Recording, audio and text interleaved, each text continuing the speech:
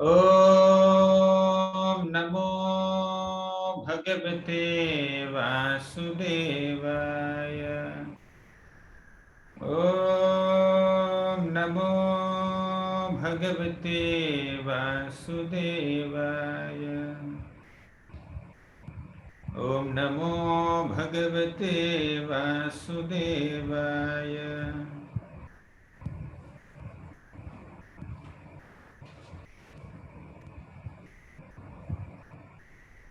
Hare Krishna. We will go through a quick recap of what we have discussed yesterday in the second chapter. In the second chapter of Bhagavad Gita, we have seen 3 topics so far. Total there are 5 topics. First is Arjuna accepts Krishna as his teacher.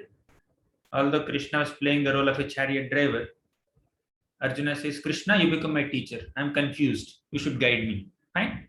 Then second topic, Krishna describes to Arjuna about the knowledge of body and soul, how the soul is eternal and the body is temporary. Then third, Krishna gives a very substandard, what to say, incentive for fighting. So you should work, you should do your duty of fighting so that you can enjoy. Then finally, Krishna speaks about working with detachment. That is in the 4th section we are going to discuss today. And finally, in this chapter, Krishna talks about the qualities of a wise person. So the first topic was Arjuna accepts Krishna as Guru. He said that Krishna, you are Bhagavan and you are filled with all 6 opulences, and I am quite confused and bewildered, and I am filled with lamentation and tears. How can I attack Bhishma and Drona? Better I live by begging, and I don't even want an unrivaled kingdom also. That also cannot mitigate my grief. Please guide me. Now Krishna begins to speak, and he gives the body and soul knowledge. So yesterday we have seen that we have a gross body which is made of the 5 elements: earth, water, fire, air, ether. And inside that we also have a subtle body which is made of mind, intelligence, and ego. And these 2 gross and subtle material bodies cover the spirit soul. Soul is spiritual in nature, and that has no death. The material bodies may die, but the spirit soul cannot die. And we also have seen that super soul is there in the heart. So we also saw this Prabhupada's example. So a small child may identify his bodily parts. This is my eye, this is my ear, this is my chest, this is my hand, this is my face. So he says that this is my body. So if it is his body, who is he? Right? Who am I? That's the question. The I refers to the soul. So body is a covering on the soul. So the person who is living within the body says that this is my body. So the person is different from the body. So we don't lament for the dress of a drowning person. So we give more importance to the person. Similarly, soul is more important than the body. So Krishna teaches Arjuna that change of body is natural, just like we change clothes. And even within one lifetime also, there is bodily change. A small child's body will grow into a young man's body, and it will dwindle into an old man's body, and the person has to leave the body at one point. He has to go to another body according to what he deserves. So one should not lament for this. One should learn to tolerate. Just like we tolerate heat and cold, we have to tolerate the joy and sorrow. So when a new child is born, it's a of great celebration for people. But when a person dies, it's the cause of great lamentation and distress for people. But one should learn to tolerate this happiness and distress. One should not get too overwhelmed. So that's the message Krishna gives: tolerate. And we also saw this example, this story: this too shall pass. The story of golden ring, right? So we have seen in this past time, in this small story, that whether it is a happy situation or a distressful situation. That situation is not temporary because we are in the material world. So that we have seen yesterday. So then further we have also seen that body is never alive and the soul is ever alive. And changing the bodies is like changing clothes, okay, and changing houses. Huh? So soul cannot be cut by weapons, and soul is not withered by wind. Soul cannot be moistened by water, and soul is not burned by fire, and the soul cannot be dried, and soul cannot be withered by wind. So like that we have seen several qualities of soul. So death applies to body, but the soul has no death. And we also have seen that Krishna and Arjuna and all the kings and you and me, everyone is eternal. But we are all eternal does not mean we are equal to God. So we and God are different. He is omniscient, He is omnipotent, He is omnipresent, He is the maintainer of all, He is full of knowledge and bliss, but we are not so. So we are similar to God in quality, not in quantity. Fine. So we have seen the examples of ocean and a drop of ocean. We have seen the examples of fire and a spark of fire.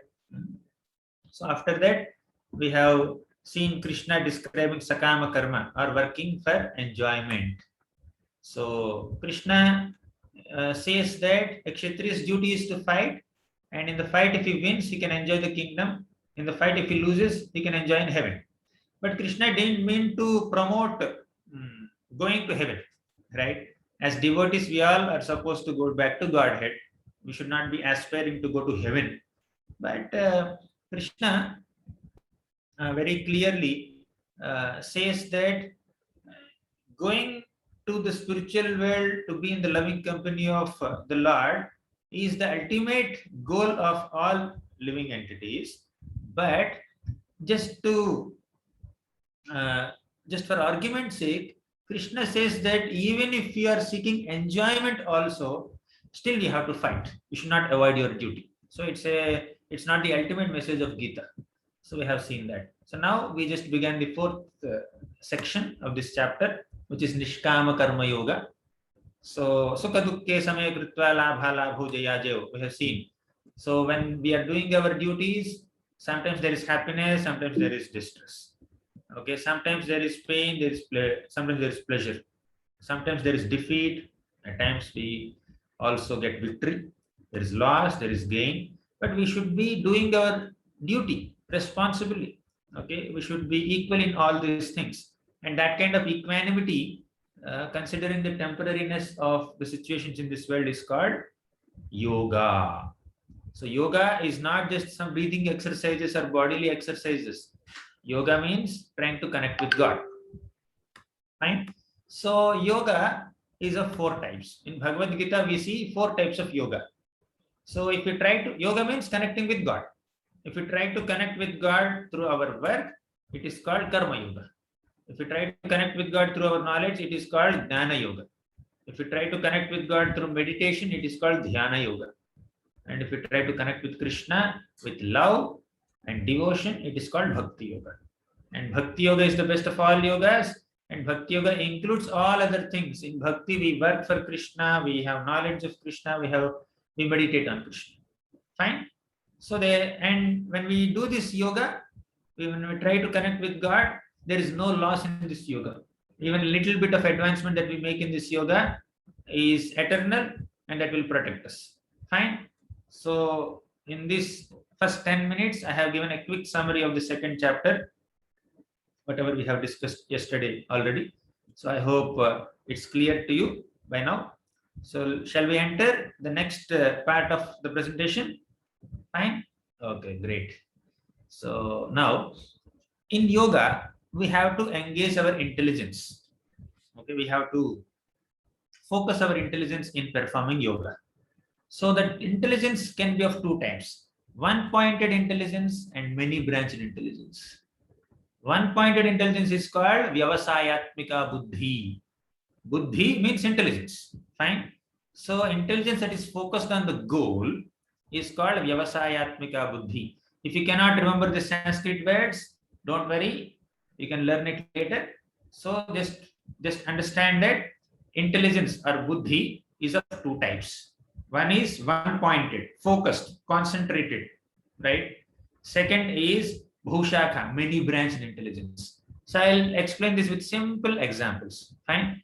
So seen this person, so you have only one color here. Here you have multiple colors. It may look attractive. So when you see this second picture, it may look attractive, but actually there is no focus here. So for example, somebody is working in the office. There are so many messages. So there is Google, there is Gmail, there is Twitter, there is WhatsApp, there is Telegram, and I don't know what all other social media things are there, Facebook, right? So from several sources, so many messages are coming, and people cannot focus on their work, right? So they will pick up their smartphones and they will see Facebook messages. Again, they will pick up, okay, WhatsApp message has come. Again, they will bring up the Instagram. Somebody is showing Instagram is there. I'm not on Instagram. I don't know. So like that, people are distracted by 100 different thoughts. When we were small children like you, we didn't have all this. We don't have smartphones. We don't have Instagram. We don't have Facebook and all. So we were focused on our studies.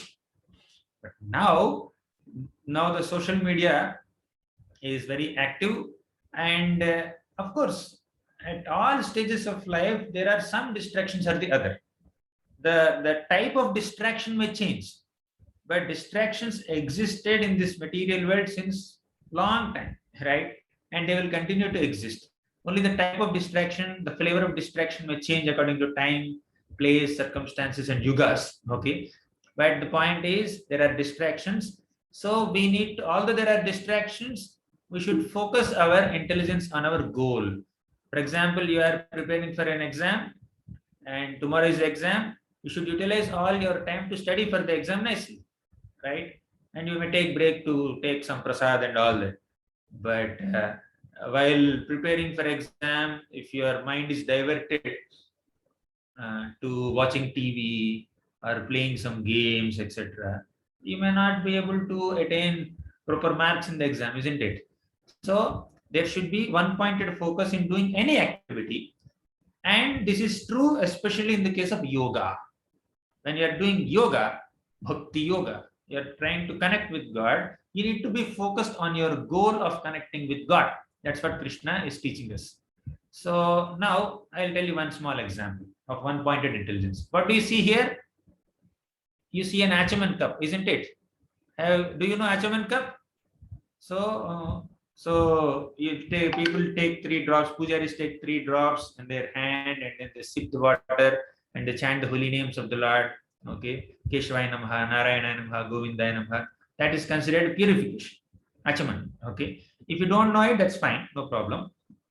So these Achaman cups are generally made of copper. So this is copper material. So in our temple, we have a service of washing these Achaman cups for the Lord. So we use so much of paraphernalia for the worship of Radha Vrindavan Bihari. So we use Achaman cups also, copper cups. So when the copper cups become unclean, they become dirty by using. So we immerse these copper cups in tamarind water. Fine. If you immerse this copper cup in tamarind water, by coming in contact with tamarind water, the Achaman cups become clean, right? It will shine reddish. So now the pujari who went for service before me, he immersed all the Achaman cups in the tamarind water. Now it's my service. I should go, take them out and rinse them, apply some soap and then do the final clean. Fine. So he immersed all the cups in the tamarind water, but one cup was not completely immersed. One cup was floating. Okay. So this floating cup is shining, like half of it was shining. So now half of the cup was inside the water and half the cup is above the water. So the portion of the cup which is inside the water was shining, and the portion of the cup which is above the water level is blackish. Okay.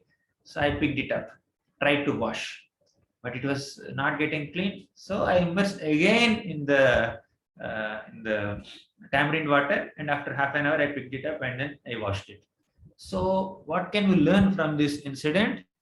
if we don't immerse our mind completely in the yoga or in the activity that we are doing, then we cannot get the best results. So if you immerse the copper cup completely inside the water, it can be completely clean. If you only keep half the cup inside the water, only half is clean, half is just impure, dirty.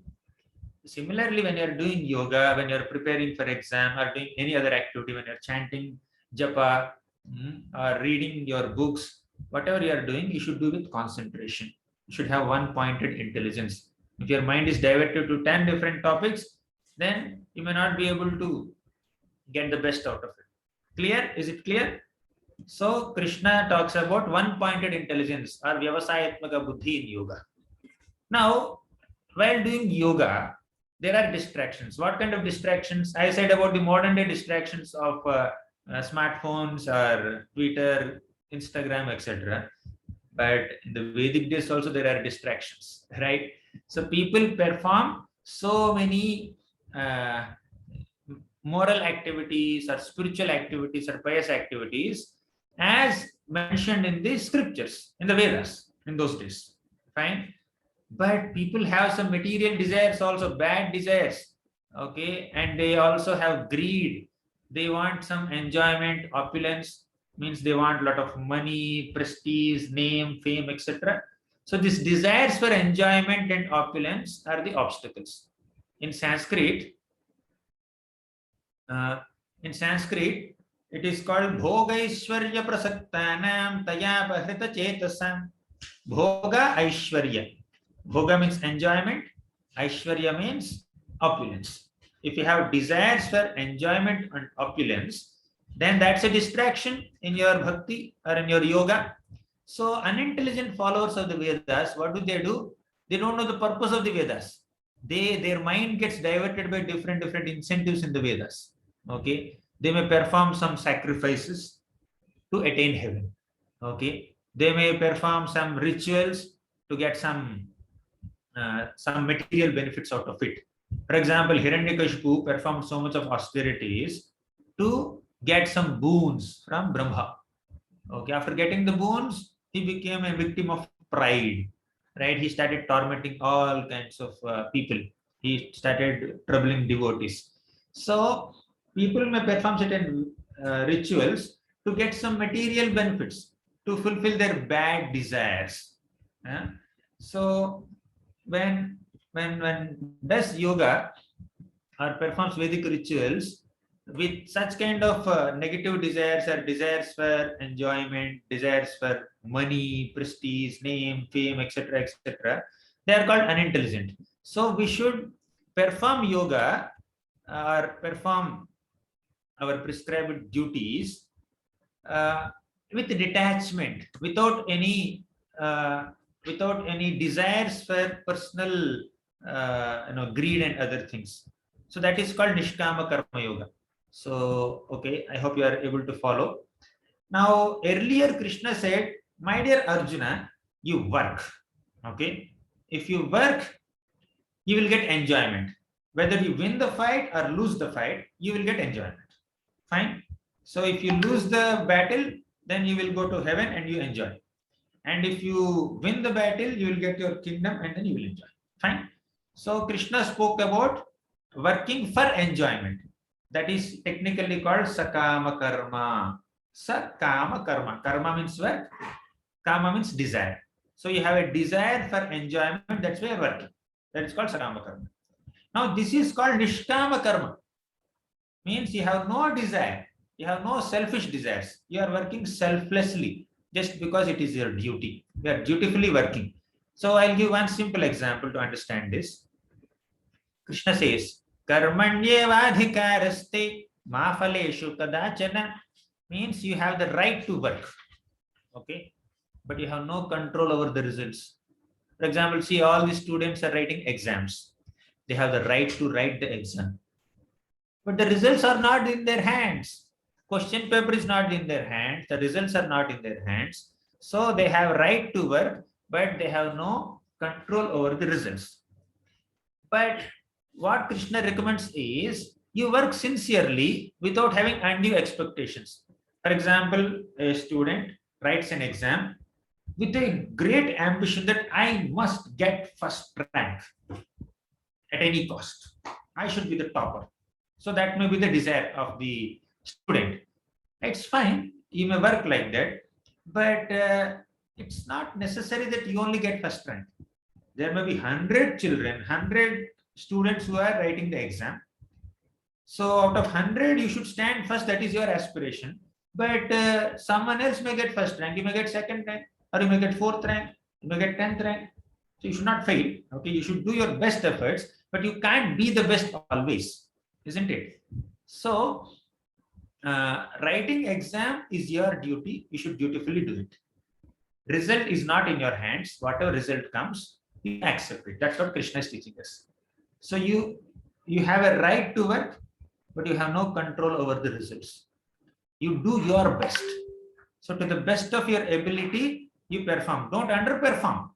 Krishna has given you certain energy, certain skills, certain talents, certain power he has given you. Engage all that power and you work effectively. You prepare for the exam or you do whatever work you are doing to your best ability. But the result is not in your hands. So now the student, sometimes the student may expect first rank in the exam. If he doesn't, and he is very ambitious, and if he doesn't get first rank, he may feel so disappointed, discouraged, or devastated, depressed. And in depression, some students even commit suicide also, right? So we have heard of some students even many years back also, that when they don't get the expected results, then they will commit suicide. Or a person who is accustomed to getting first ranks, they once if they get second rank or third rank, if they get little less percentage, they may go crazy. They cannot take it because there is a sense of false ego there. I should be the first always. So you can do your best, but results are not in your hands. Someone else is doing better than you. You do your best. You don't have to be the best. You have to be your best. Fine? Instead of comparing yourself with other people, compare yourself with yourself. Earlier in my exam, I got this much mark. Now let me improve my performance. So like that, there is always a scope of self-improvement. So definitely you can take inspiration from others, but we should not get into unhealthy comparisons with others, unhealthy competitions with others, and get into depression, because the results are not in our hands. So now Krishna is teaching Arjuna that Arjuna, your work is to fight. Just like students' duty is to write exam, similarly your job, your duty is to fight. So results are not in your hands. In the fighting, you may win or you may lose. Okay. Earlier Krishna talked about expecting enjoyment. Okay, an incentive of taking enjoyment. But now Krishna is saying that forget what is the result. Your duty as a Kshatriya is to fight. Just fight to the best of your ability. That's all you can do. Whether you will win or lose, that's not in your hands. So you're not supposed to bother about it only. So you just focus on your work. So now Krishna says, work as an offering to God. That's the ultimate meaning. So you should not have any expectations. Not having expectations means working with detachment. Working with responsibility, but you should be detached. So in the name of working with responsibility, we should not get attached to the results. In the name of being detached from the results, you should not be responsible also. Are you able to understand this? So responsibility does not mean undue attachment, and detachment does not mean irresponsibility. You should be responsible while doing your work, but you should be detached from the results also. When can you be detached? When you are working for Krishna. This is Krishna's work. I will do to the best of my ability with the energy given to me by Krishna only. Okay. Then whatever result Krishna gives me, I will accept it. So work as an offering to God. That's what Nishkama Karma Yoga is. Fine. This is the simple understanding of Nishkama Karma Yoga. So get failure, you may get success, but be equipoised. That is called yoga. And a person who is able to be composed and sober even in failure and success is really wise. Such a person in Sanskrit is called Sthita Prajna.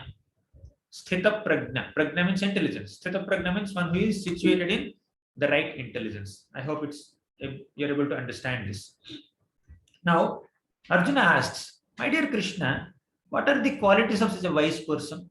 You said Sthita Prajna is very equipoised in happiness and distress. How does he walk? How does he talk? How does he sit? And what exactly are his symptoms? What are his characteristics? Now, Krishna describes the qualities of a wise person or a Sthita Prajna. He says, a wise person does not have bad desires or undue expectations or selfish desires. Fine, that's the nature of a wise person. And he's always satisfied. So he puts his honest efforts, and whatever may be the result of his effort, he will accept it. He does not become discouraged or dissatisfied. He's satisfied in whatever the result may be. Fine. And in difficulties, he's not disturbed. So when somebody meets a failure, one may get devastated, depressed, one may lose all inspiration. As I said, some people even commit suicide also. So that kind of mentality is not there in a wise person. He's undisturbed in difficulties. And he's not overexcited in happiness. Yes, we can celebrate a happy moment, but we should not get so overexcited and overconfident and proud that we lose balance and we become very lax in our concentration. When somebody becomes proud and overconfident, oh, in this exam I got the first rank, so I'm the best student. So confidence levels will increase. It becomes overconfidence. One will become proud, and one will not put efforts properly in the next exam, and then one will fail, and one cannot accept that failure, and one will get devastated. So is it necessary? So whether it is happiness or distress, one should be very sober and composed, and one should not be too elated in happiness. One should not be too disturbed in difficulties. That's the nature of a wise person or Sthita Prajna. So such a person is freed from all fears, attachment, and anger. They are fixed in knowledge. Fine. Now, how is this possible? Huh? How to develop such great qualities? How to become wise? So whenever some distractions are coming, you should close. I will not look at these distractions. So whenever something favorable for our progress is coming, you can just be open. Fine. But whenever there is some distraction, you should just close your eyes. When something bad is coming, for example, some bad smell is coming, what do? Close your eyes, right? When bad smell is coming. When some irritating noise is coming, immediately close your ears, right? Oh, I cannot hear this anymore. Some irritating sound. Okay. When some fire comes close to you, what do? You will immediately enter the fire, or you will take out your hand and then protect your hand. So when something unfavorable comes to you, you should be able to withdraw yourself. Okay. So Krishna gives this simple example of a tortoise. Have you seen a tortoise anytime? So you can see in this picture. So tortoise has a hard shell. So whenever some obstacle comes in front of the tortoise withdraws all its limbs into this hard shell. Have you seen this picture? First picture you see, this is also tortoise. Second picture is also tortoise. But in the first picture, you are unable to see the tortoise head and legs. Okay. So similarly, a wise person also withdraws his senses from any distractions. Right? When something unfavorable comes, for example, you are studying. Okay. You are doing your study. When somebody comes with some phone, okay, let's play video game. Okay. They will say, no, I have to study now. Tomorrow I have exam, or I have to focus on this. Or you are chanting your japa. Somebody comes with some kind of distracting thing. So you should say no to the distraction. Okay, you should withdraw your mind. Okay, and then focus on your study. Okay, so like that, a tortoise withdraws its limbs into the shell whenever there is a distraction. But when there is no obstacle, so the tortoise opens its limbs. So a wise person controls his senses, his mind like a tortoise. Is it clear? It's a simple example. So we need to focus on the goal. We should not be distracted by so many things. Fine. So that's the message here. So now, how is it possible in the first place? Okay, tortoise example is simple.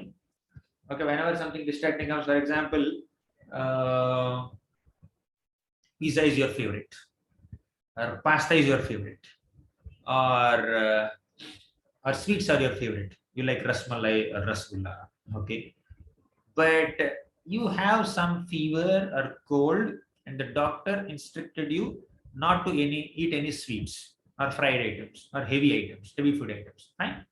So, in your current health condition, eating a sweet or eating some oily item, eating some fried item, eating some bakery item is not good for you. Fine. So when it comes in front of you, somebody comes with a pista or a pizza or something else in front of you, you should be able to say no. Fine. You should say no to it. But there is a temptation. Although it is not good for me, still I feel like eating it. So that we need to control. It's not very easy. It's not very easy, but still we should be able to control it. That's the effort that we need to put in yoga. If everything is so easy, how is it called yoga? Right? Why, if everything is so easily possible, then we don't have to put any endeavor only. But sometimes it is very difficult. So that challenge we have to accept. So now, for example, uh, some materialistic song is being played. Some bad words are there in the song, and some kind of passionate music is there in the song. Okay, so we should not hear that such kind of nonsensical songs, right? So, but they are coming. Somehow the mind is getting distracted, ears are getting attracted, and you feel like hearing that song. Fine. So, but you should divert your mind from that song.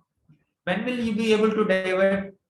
You will be able to divert only when you have a substitute, when you have a better song to hear. This is materialistic song and this is devotional song. Okay, this song is speaking something sensible, something moral, something good, and this song is speaking doesn't have any meaning. So if you have an attraction towards something positive, you can stay away from something negative. Fine. So that is cultivating higher taste. So I'll tell you one small story. So I have spoken a lot of philosophy. Let me speak a small story now. Now you see, there is a swan and a crow. Okay. So once this swan came to the crow and said that, my dear crow, I have gone to a very nice lake. And on the bank of the lake, there's a nice tree. And it's a flowering tree. There are so many fruits in the tree. And the whole ambience is so pure and so good. There are so many fragrant flowers there. And there are nice trees, and there are other beautiful birds also, right? So I'm planning to go there and stay there in that pure lake. In that lake, there are clean waters. There's no dirty water there. The waters are very clean there. So I'm planning to go and stay there. Then the crow asked the swan, "Oh, in that near that lake, are there garbage pits? Okay, in near that lake, are there some waste? People dump some waste. People throw their useless material there. Then, no, no, no. It's totally clean. You don't have to worry about it at all." The crow says, "I'm not interested in such a place.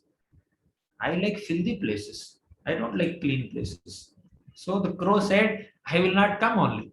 So because the crow has a lower taste, now you see, where do you see crows and where do you see swans? So swans are staying in a very nice, clean, crystal clear water reservoir, and crows go to garbage pits. And so wherever there is garbage, you see there is a dustbin, right? Use me. People write use me. The crow thinks that it's written for me only. I should use the dustbin. So the crow goes there and picks up all the reject stuff there and then enjoys. But you don't find swans there near dustbins. Okay, if you have seen Mumbai area, so there are so many dustbins around, and you find crows there. You don't find swans there, isn't it? Okay, so The swan has a higher taste. The crow has an inferior taste. So we need to cultivate higher taste like swan. So now people may eat some food which is not offered to God. We will come to that in the third chapter. So I'll not take it right now. So, okay, anyways.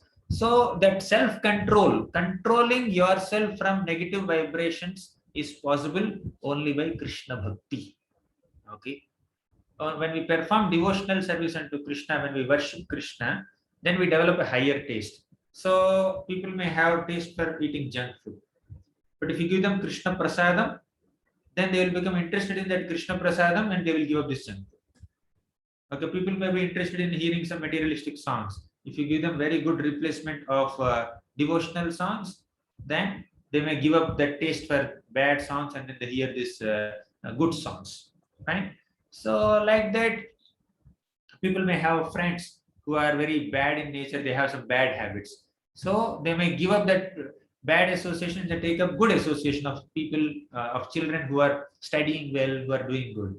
So, in this way, by cultivating a higher taste, we can give up our attachment to lower tastes, right? So, I'll tell you one small example. Story. One more story. Once, a patient went to a doctor. So, the patient is very thin, very lean. He's eating a lot. He's eating chapati, rice, dal, sabji. He's eating kinds of things, whatever is needed for healthy. He's eating, but he's very thin. His body is not growing. He's not having any strength in the body. He's feeling so weak. So he went to the doctor and said, "My dear doctor, I'm eating well. There is no problem with my diet, and I'm in a very clean ambience also. But still, I am undergoing a lot of weakness. Can you please show some solution?" The doctor looked at this person. He's looking so weak like this. Doctor said, "Okay, you fast for 1 week. Don't eat anything. Fast for 1 week and come back to me after 1 week." And people felt so surprised. How is it that the doctor is telling this weak person not to eat? He is eating and still he is weak. And if he stops eating, he'll become even weaker. So the doctor is very cruel. Does he know treatment or not? Okay. So I may have that kind of a doubt. But somehow this patient had some faith in the doctor. So he said that, "My dear doctor, okay, I'll follow your advice." So he went 1 week, he didn't eat anything. So he came after 1 week. He was looking even more thin. He was very weak, very weak. He was unable to walk only properly. But still, he followed the advice of the doctor with great determination and sat in front of the doctor. "Doctor, I followed your advice. What's next?" The doctor said, "Here is milk and here is honey. Mix both." And the patient mixed both. So, and you take this milk and honey and then put it close to your mouth. Don't drink. Just put it close to your mouth. Open your mouth and put the milk and honey mixture. And it's very tasty. Okay. Because he's feeling so weak, immediately if he drinks it, he can, he will feel relieved. But the doctor says you should not drink it. And people who saw this kind of treatment, they felt that the doctor is sadist or what? Why is he giving this kind of cruel treatment to this patient? Okay, so but the patient had some faith in the doctor. He kept the mixture of honey and milk next to his mouth, close to his mouth. He opened his mouth, but he was not allowed to drink. So as he opened his mouth wide, kept this near. So slowly, after a few minutes, one tapeworm has come from his mouth. It came out. So the doctor immediately took out the tapeworm and then threw it away. You know what is a tapeworm? It's a special insect, a very unique insect that sticks to your intestines. And whatever you take, whatever food you take, the tapeworm will absorb everything. It will not allow your food to reach to your body. The tapeworm will just take away everything, and it will get nourished nicely, but you will become malnourished. That's what the tapeworm does in the intestines. So the tapeworm is getting starved for 1 full week. So the doctor's treatment is starving the tapeworm. But when the tapeworm got the smell of this mixture of honey and milk, the tapeworm said that, okay, I'm not getting any food in the intestines, let me come out, there is something here. So the tapeworm followed the fragrance and then came out of intestines, the stomach of this person, and came to the mouth, and the doctor immediately caught it and threw it away. Now the doctor said that, my dear patient, I understand that there is some tapeworm in your belly. So I told you to fast just so that the tapeworm will become emaciated. So now the tapeworm is removed. So you can happily drink this mixture of honey and this milk. So now from this story, we can learn two lessons. There are two morals in this story. Number one, when our mind is distracted by 100 different things, right, our attention, our concentration, which is very valuable, our energy, our time is taken away by all these distracting elements. Just like this patient is taking food, but the food is not reaching him, the food is reaching the tapeworm. Similarly, we have time, we have energy, we have intelligence. If we engage all these things in some distracting things, for example, you have time, you can utilize it to study your book or worship Krishna, chant holy names, or do some devotional activity or some activity that is suitable for your student life, right? But if you don't use the time and energy and intelligence for that positive activity, and you use it for some negative activity or just wasting time on games and all those things, then then the progress or the upgradation that you are supposed to receive, you are missing it, right? So you will miss to progress in your academic life or spiritual life if you utilize your valuable time and energy for something distracting. Second important lesson, second important moral from this story is that doctor is a genuine well-wisher of the patient. So here the patient said, a patient had some trust on the doctor. Patient did not say, doctor, you don't know how to treat. I am weak and you're asking me to stop food. What kind of treatment is this? I will go to another doctor. He did not say like that. Patient had trust. Similarly, Arjuna had trust on Krishna. So Krishna is like the doctor and we are all like patients. Fine. So Krishna is giving so many recommendations. Krishna is instructing us, this is right and this is wrong, this is good, this is bad in Bhagavad Gita. If we accept all the teachings of Krishna, what is right and what is wrong, then although it is very austere for us sometimes, we may not immediately believe that, oh, this Krishna's advice will work in my life. We may not immediately be able to put trust on that. But still, if you have faith in Krishna, Krishna's advice will definitely bring us to the proper successful path, right? So just like patient had trust in doctor, devotee should trust Krishna. Just like patient's food is taken away by this tapeworm, our attention, if it is taken away by some distracting elements, we will not be able to attain our goals, whether it is academic goals or spiritual goals. Fine. So these are a few thoughts.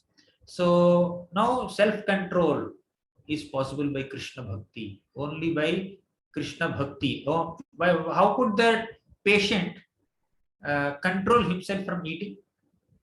Because he had faith in the doctor. Okay. So because he had faith in the doctor, he is able to fast for 1 week. Similarly, if you have faith in Bhakti Yoga, if you have faith in Krishna, we can fast from bad desires, okay, that distract us. So now when the mind is not controlled, what are the repercussions? Krishna says, we start contemplating on something negative and we develop attachment towards it. And we develop deep desires to attain those distracting things. And if our desires are not fulfilled, we become angry. And in anger, we get confused. We lose intelligence. Okay, we lose memory, and we fail. So in anger, one forgets everything. So when the mind is not controlled, when you allow the mind to think of 100 different things which are not good for you, this is what is going to happen. contemplation leads to attachment, attachment leads to desire, and eventually it leads to all kinds of failures and fall downs. Okay, so that's why we should keep our mind focused in the activity that we are doing. We should focus on our goals, and even one of the senses can agitate us. For example, you are controlled by a deep desire to eat something which is not good for your health, or you are controlled by a very strong desire to hear some materialistic or bad songs and wrong music which is not good for your soul, or you are very much addicted to touch something very soft or very gratifying. Okay, although it is not good for you. So like that, for example, fire is attractive. Very small infant baby may want to touch the fire. It's not good for him. Okay, he will burn the finger. So the parents will always try to control the child. Okay, the child is so ignorant. Child means very infant baby, hardly like few months baby or 1 year old baby is very ignorant that he may sit at one place. He may pass stool there, right? And he may even touch the stool and he may even play with that stool also. And sometimes he may even put that hand inside his mouth also, right?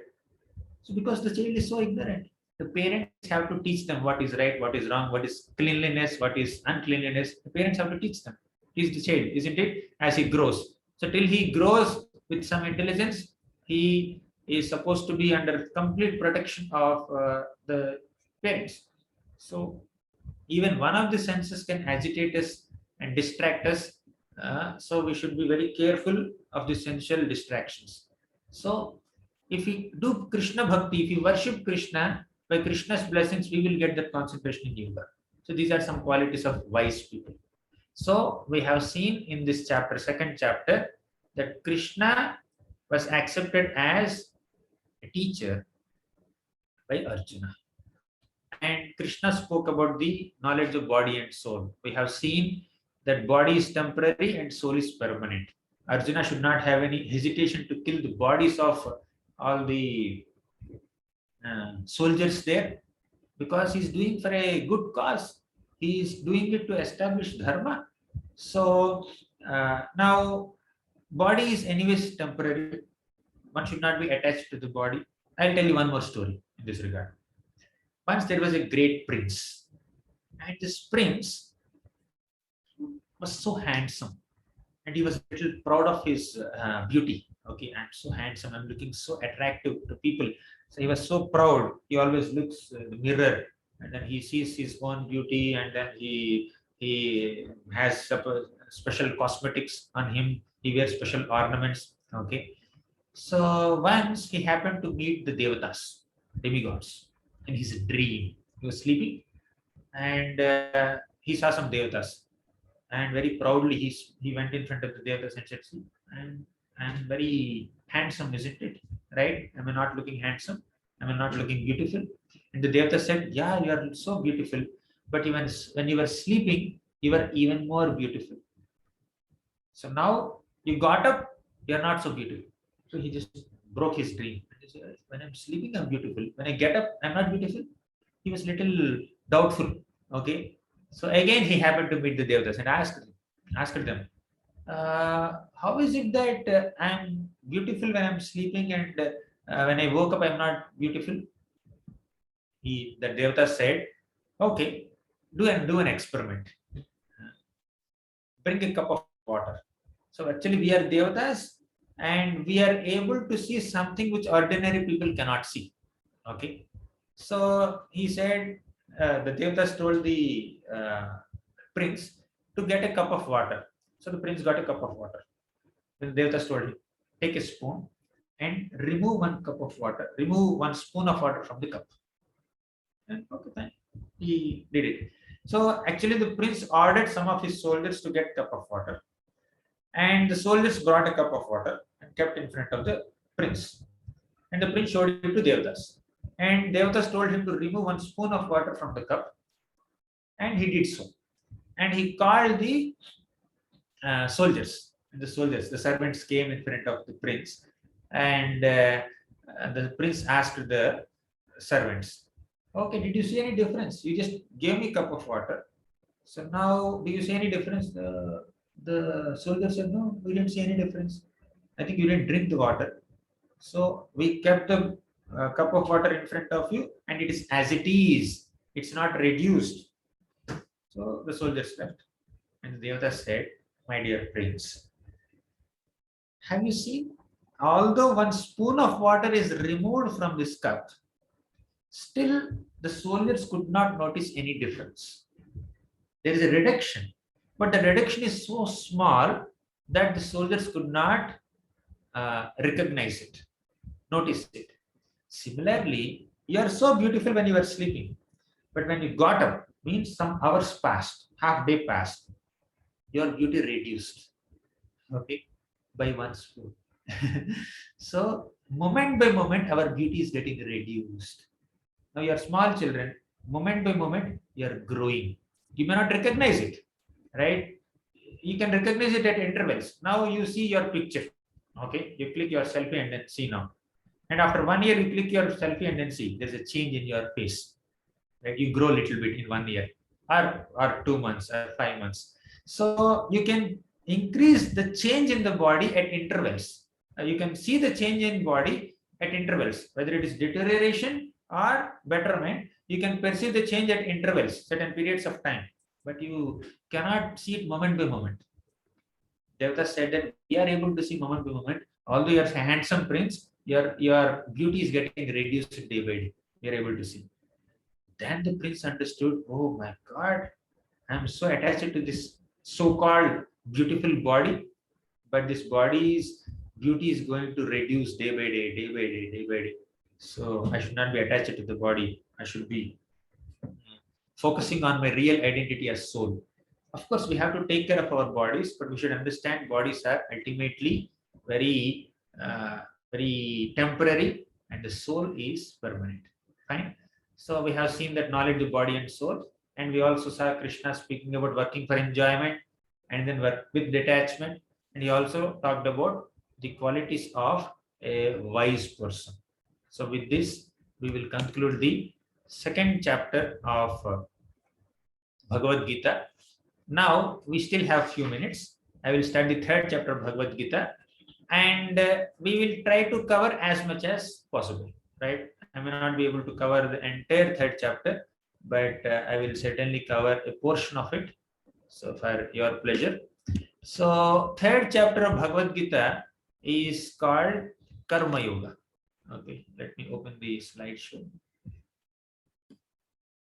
Okay, it's called Karma Yoga. So now let me remind you once again about the yoga chat. So in this third chapter, which is called Karma Yoga, we see again 5 sections. One is Arjuna's confusion. So now in the second chapter, Krishna talked about working also and detachment also. Fine. So work and detachment, both he was emphasizing. So which one should he do? Arjuna was confused. So he asked him, Krishna, should I be detached or should I work? That was the first question asked by him. Then Krishna said, do both. You should work also, you should have detachment also. Work with the detachment. Okay, that's second topic. And third topic is cycle of sacrifice. Fourth topic is setting right example for common people to follow. And fifth topic is bad desires, which are greatest enemies. So these 5 topics we will see. And today we may try to cover 1 or 2 topics only, not more than that. We have only less time. So now, first, Krishna spoke about work and detachment in the second chapter. Is it clear? In the second chapter, we have seen Krishna teaching Arjuna, Arjuna, you are a Kshatriya and your work, your duty is to fight. Please fight. Okay. Don't give up your duty. You have to work. But in the second part, when Krishna is talking about the qualities of a Sthita Prajna or a wise person, he said that a wise person is detached from the results of work. If a wise person may write the exam, but he knows that the results are not in my hands, so he's detached from the results. Fine. So now point is, Arjuna got little confused here. He is not, although Krishna is quite clear from his side, but still Arjuna got little confused. Now I don't want to get into so many technical details here. Okay, but just understand this much. In the beginning of third chapter, Arjuna's confusion was, should I work or should I be detached? Okay. somehow Arjuna felt that in the second chapter in Krishna, at one point he said that you should stay away from bad work. You should give up all kinds of bad desires and bad works. So Arjuna thought that fighting in the war is a bad work. So I should be detached from it. So that's why he asked this question: should I work or should I be detached? That's his confusion. So he said that I will not fight, I will beg. So fighting involves sin. I will fight and I will kill so many soldiers, and by that I will incur sin. So I will not fight, better I beg. So a Kshatriya is supposed to fight, and a Brahmana can beg. So you see, Brahmanas may go from one place to another place and then beg from people for their maintenance. That is bona fide for Brahmanas, but Kshatriya is not supposed to beg. But Arjuna said, I will not be like a Kshatriya, I will be like a Brahmana. Okay, I will not fight, but I will beg. So that was Arjuna's mentality. So let me be renounced, let me be detached. So Arjuna was thinking that if I work, there will be reaction. Means if I fight, I will get sin. If I don't fight, I will not get sin. No work, no reaction. Now, for example, now this person is cooking, cutting vegetables. Fine.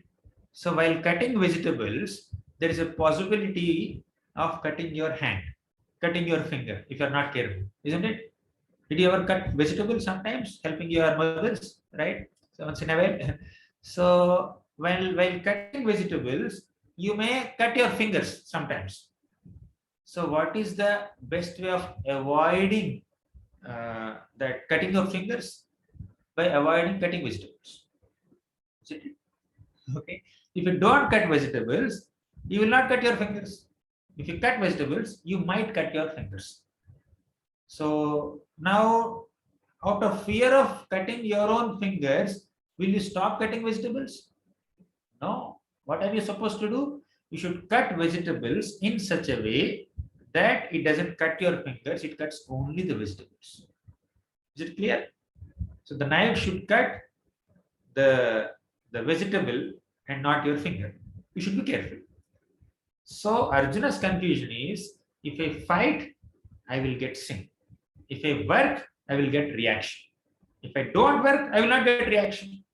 But Krishna says you should work, but work in such a way that you don't get any reaction. And what is that kind of non-reactionary work? Working with detachment. If you work with detachment, you will not get any reaction. That's Krishna's answer. We'll elaborate on it more. If you don't understand it at this stage, no problem. So we'll explain it more. So Krishna said, work with detachment. So now let's see. Now this is called Karma Yoga. Working with detachment is called Karma Yoga. Let me show this slide again. So yoga can be done in 4 ways. Yoga means basically to connect with God. You can connect with God through your work, or through knowledge, or through meditation, or through love. So connecting with God through your work is called Karma Yoga. Connecting to Krishna through your knowledge is called Jnana Yoga. And connecting to Krishna through your meditation is called Dhyana Yoga. And connecting with Krishna through love and devotion is called Bhakti Yoga. And Bhakti Yoga is the best of all yogas, and it's a combination of all these 3 things: work, meditation, and knowledge. And this Krishna will elaborately describe from the 7th chapter. But in 3rd chapter, Krishna is beginning with this Karma Yoga. And Karma Yoga means working for Krishna. So Krishna says, you have to work. Now Arjuna will say, as a Kshatriya, my duty is to fight. But I don't want to fight. That is what Arjuna says. If you don't fight, what will you do? Arjuna says, for my livelihood, I can beg and eat. But Krishna says, no, you have a specific nature. You have to work according to your nature. By nature, you are a Kshatriya. You have a tendency to fight. If you don't use the tendency in fulfilling your responsibilities, then the tendency you will use somewhere else. While begging, you may fight with beggars, right? So while staying in forest, you may fight with other sadhus, okay? Because fighting propensity is there in a Kshatriya. So that has to be channelized in a proper manner. So Arjuna, Krishna says that inaction is unnatural. So now see this little girl, is asked to keep quiet. Okay, how long she can keep quiet, closing her mouth like this? So as soon as she gets an opportunity, she will start shouting. If she is talkative, if she is accustomed to uh, like be doing mischief and then speaking out. So for a person who feels natural to speak, to ask them to just close the mouth and then keep quiet for a long time doesn't work. For a Kshatriya who has a natural tendency to fight, for him to stop fight and then sit in the forest or sit in some hut and then do some meditation and beg and eat, it doesn't suit him, right? So you have to work according to your nature. For example, you have a skill of writing poetry, okay, or you have a skill of making some pictures, paintings, okay. So you naturally have to work on it. Okay, you somehow have to find some time to practice that art. Okay, so that you become satisfied. So inaction is unnatural.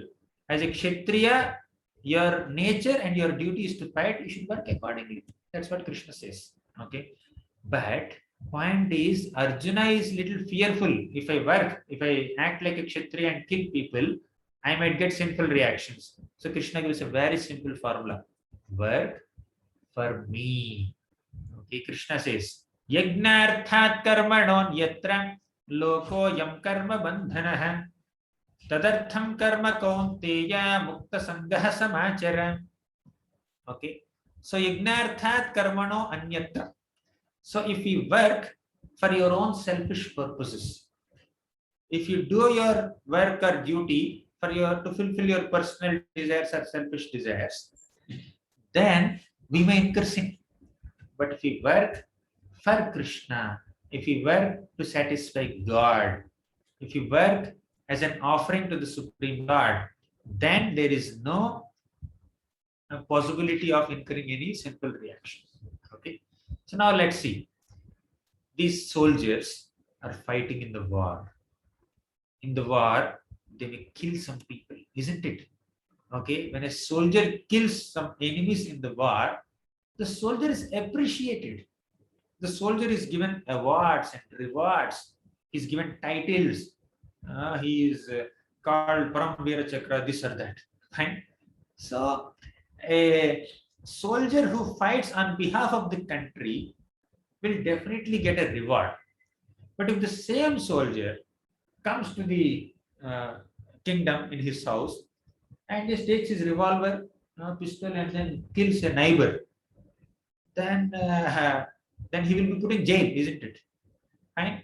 So, in the first case, soldier is killing enemies to protect the country because these enemies are attacking the country, and killing such enemies is a bona fide duty of a kshatriya. And this soldier is counter-attacking them and killing them, and he's getting rewards and awards and remuneration, and he's given so much of appreciation. But if the same soldier unnecessarily kills a neighbor, he will be put in jail. Right? He's called a criminal. He's said a murderer. Fine. So we need to understand that in the first case, he is acting on behalf of government.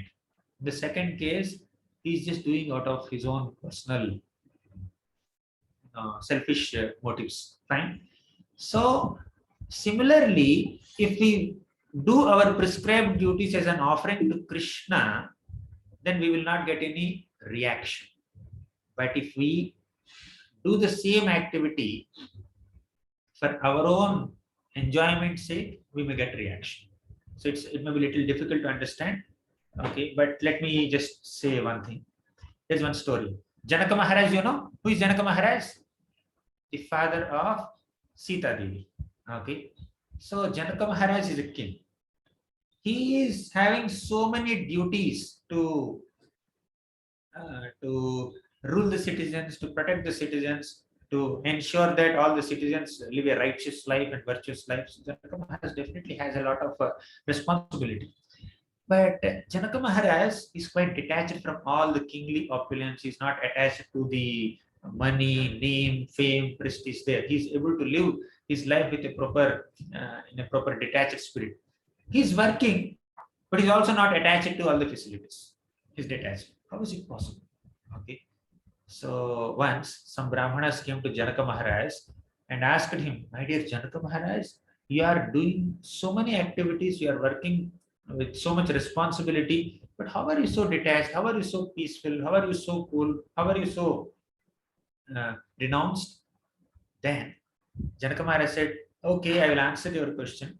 Tomorrow, I am organizing a great feast in my house. I invite all of you to come for this feast." Okay. Janaka Maharaj called all these Brahmanas for a feast. Okay. You're able to follow the story, right? So the next day, all the Brahmanas came for the feast. Now, Janaka Maharaj had a very nice, well lit dining hall, and he kept so many items for the Brahmanas to eat.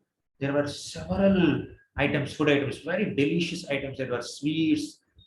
I don't know in those days whether pizza and pasta were there, but whatever, gulab jamun, laddu, and whatever it was there at that time, he brought all kinds of fancy items. There are some 50, 60 items for Brahmanas to eat. But there is another peculiar arrangement here. Janaka Maharaj took swords. You know, swords. A knife is small, right? You are able to cut vegetables with a knife. But sword is so big. The kings used to have the swords. So Janaka Maharaj uh, hanged swords from the ceiling. Okay, from the ceiling he was having upraised swords. Like the swords were hanging from the ceiling like this, and below that he has arranged for the feast. So now all the Brahmanas are supposed to sit under the swords and then eat. And the swords are not hanged with very tight ropes. If the sword is hanged with a very big rope, you may be very happy and confident that it may not fall on my head. But you know how Janaka Maharaj hanged the swords? With hairs from horse tail. Have you seen a horse? Okay, and the horse, have you seen a horse tail? So the tails have so many hairs. You pick up one small hair. So I don't have hair. So you take some hair. Okay. Hair is so thin, isn't it? So the hair from horse tail is also very thin, not even 0.1 mm. So with that very thin threads, he tied the swords and he hanged the swords from the ceiling. So now the point is, at any moment they may fall down. The weight of the sword is so high, and what is that called? The hair is so thin that it may fall at any time. So Janaka Maharaj said, "Yeah, come, my dear Brahmanas, why are you hesitating? Please come and sit, take your seat, and take this feast." And Janaka Maharaj made all the Brahmanas sit there and then fed them feast. Every moment they were thinking, "My God, this swords may fall on my head at any moment." They were very fearful, extremely fearful. So he was feeding so much, but the Brahmanas were so fearful that they could not eat properly. So Janaka Maharaj puts one item, and Brahmana, enough, they eat. Janaka Maharaj wants to put another item, they say, our stomach is full, we cannot eat anymore. Like that, himself, just 5-10 minutes, they finished their meals and they came out. And Janaka Maharaj said, "How was the feast? You enjoyed the feast? How was that item? Was it tasty? How is it that cooked? Did you like that sweet?" The Brahmana said, "We ate that. We don't remember eating that item."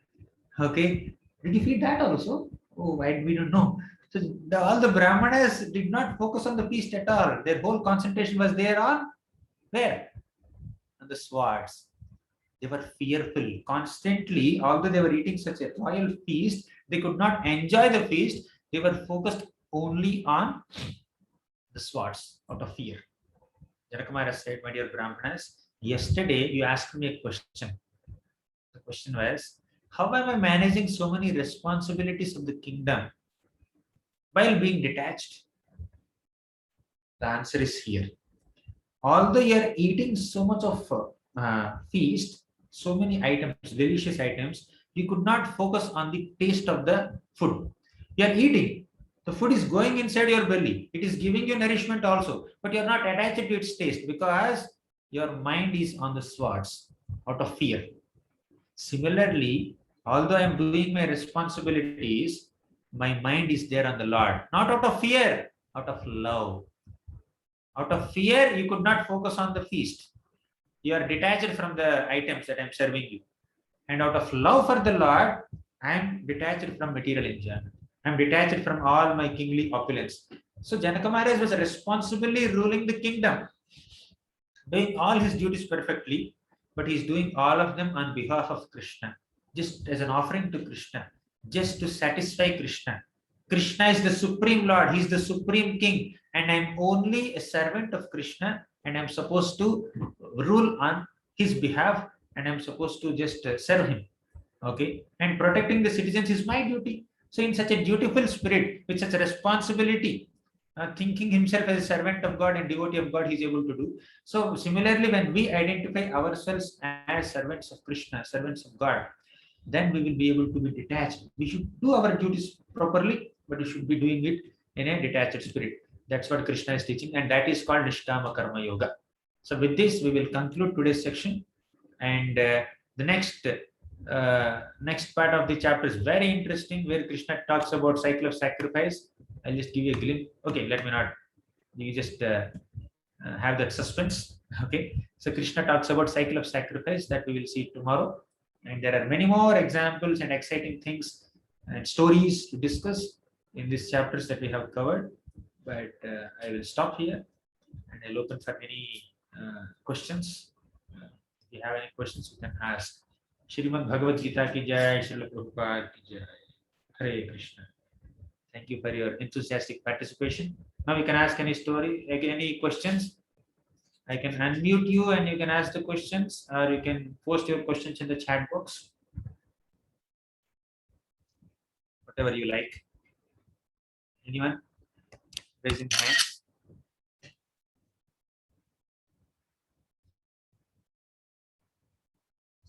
Okay, I see something in the chat box.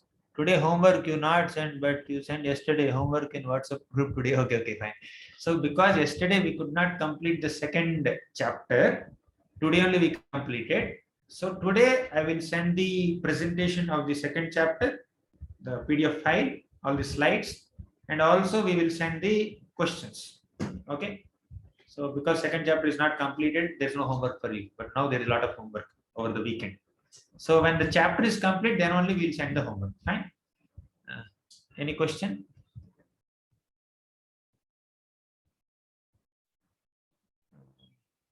Okay. A devotee asked here, Advait, as the story you told, we are like the patients and Krishna is like the doctor. Who is the tapeworm? So he wants a perfect comparison. So the tapeworm is our distractions. Okay. Our uncontrolled mind is the tapeworm. So when the mind has so many distractions and so many bad desires, then the mind will take away our energy, okay, and time, and we will not be able to focus on the goal. So we cannot reject the mind. So we need to transform the mind in a positive manner so that we utilize our time and energy to attain our good goals.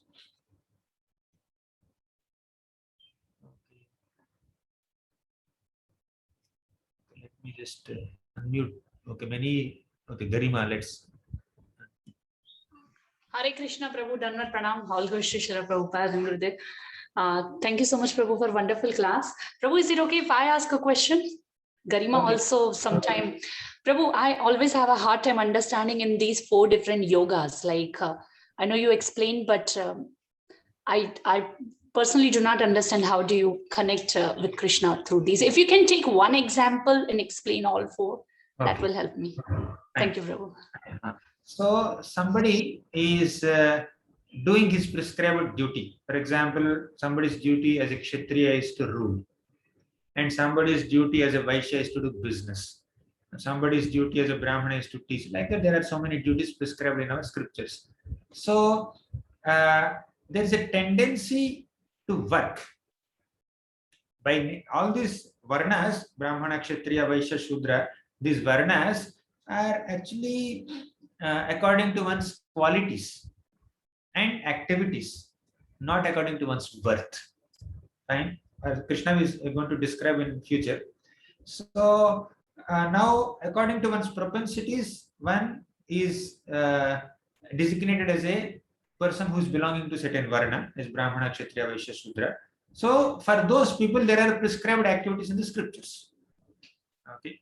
So now, doing those prescribed activities is doing karma. Okay. So while doing the prescribed activities, when somebody is trying to offer to the Supreme, then it is called karma yoga. But here, and now you can call it bhakti yoga also. You're working for Krishna. But here the focus is acting according to your propensity more than pleasing the God. Right? So, for example, uh, I come as a guest to like somebody's house. Now, say I like gulab jamun.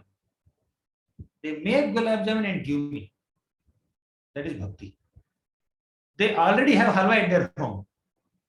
Okay, so they give me. So means doing offering what you have, what you can is at one level. Knowing what God wants and then doing acting accordingly is at another level. So in karma yoga, work is according to one's propensities rather than working according to what Krishna wants us to do. So you are doing your work according to your propensity, your nature, and then trying to connect with God, trying to offer the results to Krishna. That is called karma yoga. And similarly, you may cultivate so much of knowledge. Okay, your propensity is to work on knowledge, means you to gather knowledge. Okay, and you're doing it as an offering to the Supreme. So that is that thing. That is Jnana Yoga. And you are doing meditative postures and all. That is called Dhyana Yoga. But in Bhakti Yoga, now Prabhupada also says that these are all different stages. You are working initially, and when you mature in your work, you develop knowledge. That is then that Karma Yoga becomes Jnana Yoga. And your knowledge matures into meditation on God. Then it becomes Jnana Yoga, Dhyana Yoga or Ashtanga Yoga. And meditation becomes love for Krishna, devotion for Krishna, complete dedication to Krishna by meditating, by thinking of Him always. It becomes Bhakti Yoga. So these four yogas could be seen as progressive levels of advancement in spiritual consciousness. Okay. Or you can directly get into Bhakti Yoga. It's an elevator. One is ladder, second is elevator. Anyways, we are going to discuss about this over next 16 sessions, and there are many younger children. So let's take their question. But that is it. Does it make sense, Mataji? Okay, Garma, you want to say something? Hare Krishna Prabhuji. Hare Krishna. I love today's class. This is my first class on Bhagavad Gita, and I really loved it.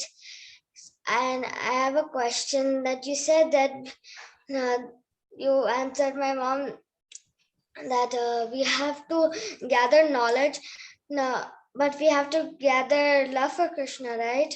Yes, We yes. don't yes. need knowledge, right? If we love Krishna, we automatically try to know about Krishna. That's why Bhakti Yoga includes all these things, knowledge, then meditation, work, all these are included in Bhakti Yoga. So Bhakti is the topmost yoga. That's the ultimate recommendation of Krishna. So other yogas, you may just know for your information, but we need to do only Bhakti. Okay, fine, clear? Okay, thank you. I'll go to whom? Sadhvi Bosle. Okay, I'll ask him to unmute. Yes, you can ask your question. Oh, again, yes, Prabhu. Jai Shri Krishna Prabhuji. Hey, Sri Krishna. I want to say that where are you going to send the PPT? Oh, PPT. I'll send now only. After the class, I'll send you. No, on Telegram, on WhatsApp. On WhatsApp. I can't see the PPT. I'm not added in the group. Okay, you are not added in the group. Okay, I'll ask our organizers to do it. Yes, Prabhu, please note it. Huh? Yes. My father's name is Shailesh Bhosle. Add him in the group. Okay, fine. Sure. Our organizers are also attending the meeting and they will know it. Huh? Thank you. Then Shubham Suthar. Hare Krishna Prabhuji, Yes. I have this question. We kill both layers of bodies in battle. Sorry. We kill both layers of bodies in battle. I'm sorry, I didn't get you, Prabhu. Sorry. Can you say that again? Prabhuji, we kill both layers of bodies that we can't kill soul or super soul. Now we kill two layers of bodies. Yes, we means not we. Kshatriyas who are fighting in the battle, they kill only the bodies, they don't kill the soul. Right? And Prabhuji, I have just on the end time, on the end time, we think anybody the in the next birth we get that body. Yes, yes. Because that Krishna says in 8th chapter, when we come to 8th chapter, we'll discuss more of it. So at the end of one's life, at the time of death, whomever we remember, whatever state we remember, we will attain that state. For example, there is Bharat Maharaj. At the time of death, he remembered a deer. In the next life, he became a deer. Okay. And now next, Thank you, who is Vaishnavi? Hare Krishna Prabhuji. Prabhuji, I have a doubt. Like when like Krishna was reciting Gita, he was reciting in the middle of the battle. Then what were the other people's like doing? Now, some people who had good consciousness were able to even follow this Gita, especially the people in the higher planets, some people. But it went into a still, right? They were mute. They're in hibernate mode. Okay, like that. Yes. And Sriram. Prabhuji, my one more question is Okay, let's give that to in other people. Gita. Okay, Sriram. Sorry, Sriram. Yes, Prabhuji, I have a doubt that in Bhagavad Gita, Krishna tells that you should worship me, and the Krishna tells that we should worship me, but Krishna did not. But Krishna can tell we can worship Vishnu, and if he tells that we should worship me, then that means Krishna has false prestige. Krishna, sorry. Then that means that Krishna has false prestige. False prestige. Okay, it's not false prestige. Krishna is our direct well-wisher. Okay. So now a mother may tell the child, whatever you want, you ask me. Don't go to the neighbors and ask. Mother is not having false prestige. Mother says that whatever you want, you ask me only, I will supply to you. She is expressing her love for the child. Similarly, Krishna says, you worship me and I will give you whatever you want. Okay. So Krishna is only expressing his love. It's not false prestige at all. He's God. Fine. He is telling us what is good for us. Okay. Hari Hari. Thank you for your very nice question. So somebody asked in the chat box that we know the size of Atma. Did all Atmas are in same shape? Okay. So not necessarily. Now Krishna does not have a soul inside. There is no difference between Krishna's body and soul. Now for us there is a difference. There is a body here. Inside there is soul. Fine.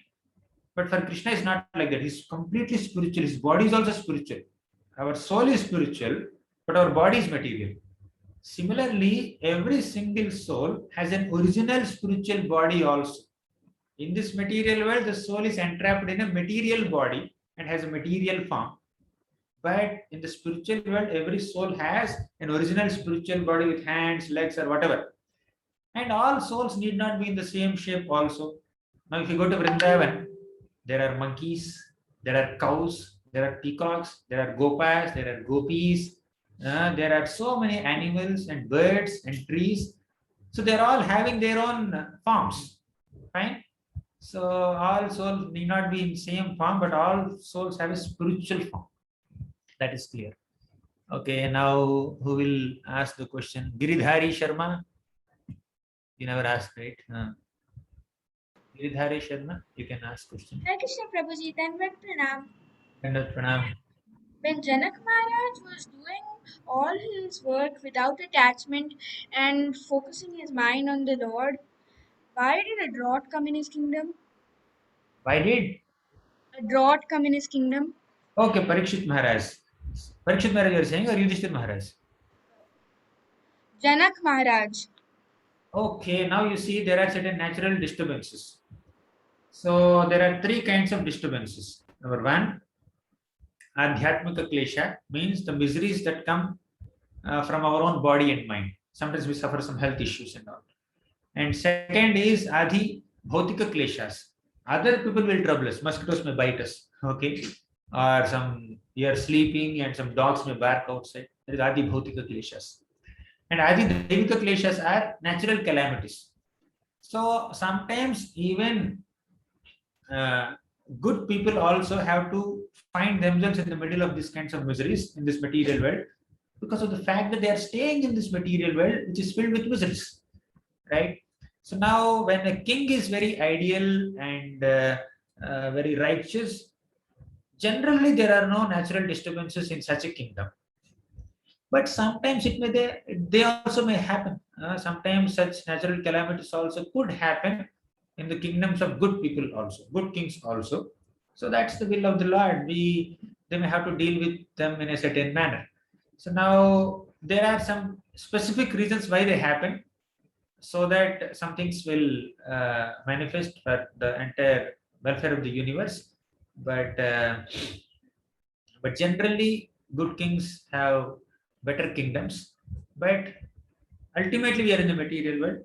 There are some calamities that they are definitely going to come. Okay, however righteous one may be. Fine. Who else? Nityangi Patili.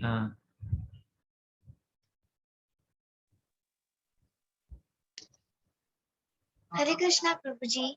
Hare Krishna. In yesterday, in second chapter, the first topic was Arjuna accepts Krishna as a guru. But my question is, why Arjuna accepts Krishna as a guru? Arjuna was confused. Arjuna even knows that Krishna is the Supreme Lord, and he uh, wants to get knowledge and clear all his confusions with the guidance of Krishna. That's why he accepts him as Guru. We discussed it. Fine. Okay. Who else? Rahul. Yesterday you asked, right? Okay, now let me give chance to Rishabh Dev. Okay, Rishabh Dev. Hare Krishna, Prabhuji, Dandavat Pranam. Dandavat Actually, this was my first class, and when we're doing our service to Krishna, sometimes there will be distractions. So how can we remember Krishna for the whole time? How can we remember Krishna always? Okay, by chanting Krishna's names, Hare Krishna Mahamantra, we are always remembering Krishna. And by associating with other devotees who are remembering Krishna better than us, we can remember Krishna. We can learn how to remember Krishna from those devotees. Okay? Fine? Associating with devotees and chanting. Okay? Then who else? Krishna Singh. Hare Krishna Prabhuji. Hare Krishna. I have a doubt from yesterday's topic. Sorry, I didn't ask yesterday. It is told that there wasn't a time when we did not exist in, I think so, 12th shloka. So I cannot understand that everything has a starting point. So how come there was no time when we didn't exist? Everything has a starting point in the material world. But spiritual things, there is no starting point. There is no t equal to 0. Okay. So when you talk about t equal to 0 in your mathematics or whatever, there is t equal to -1 also, -2 also, -3. When you say, okay, this is the beginning of the soul, before that, where was the soul? You may ask the next question. Okay. So now for all material things, there is a starting point, there is an ending point.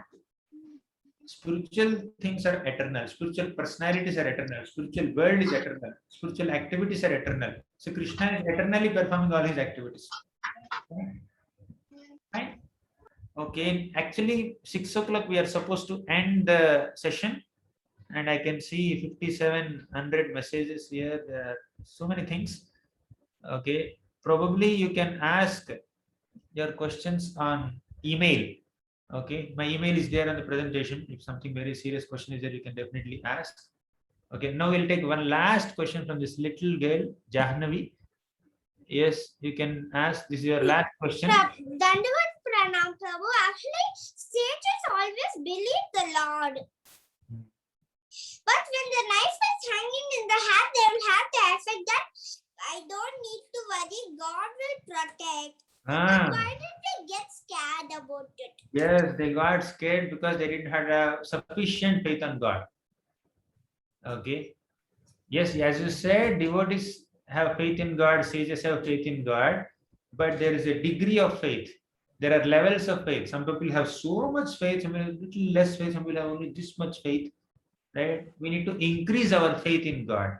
So that faith point we will see in the next chapter. Next. Hari Bol. Hari Bol. Dandavat. Thank you so much. So we'll end the presentation here. It's 6:04 now. I'm late. So you can ask your questions on email. Okay. Thank you. Srimad Bhagavad Gita ki jai. Srila Prabhupada ki jai.